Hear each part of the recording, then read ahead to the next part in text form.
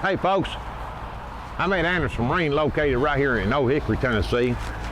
Check out these War Eagle. They're aluminum fishing boats right here. Heavy duty boat right here. It's got the camo seats in it. This got a little bit deeper deck in them than some of the aluminum boats that you've seen.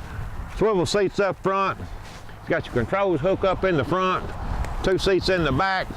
1 in the middle, 1 in the back, and it's powered by the Yamaha 150. Folks, tell you what now, this right here is a sturdy boat.